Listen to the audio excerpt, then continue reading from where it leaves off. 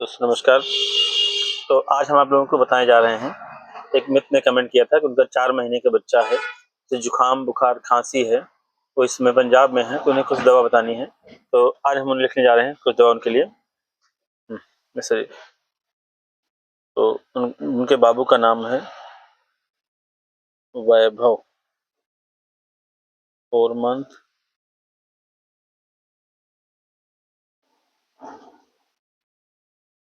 उनको एक first drop लेने जा रहे हैं, कॉलपॉल ड्रॉप, 1 ml TDS देना है। सेकेंड ड्रॉप है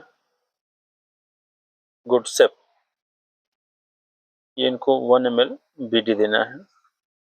और थर्ड एक ड्रॉप है गैस्ट्रिका, इसको 1 ml BD देना है। और फोर्थ इनको बता दें ड्रॉप खांसी के लिए अस्थाकाइंड P ड्रॉप को 1 ml को TDS देना है।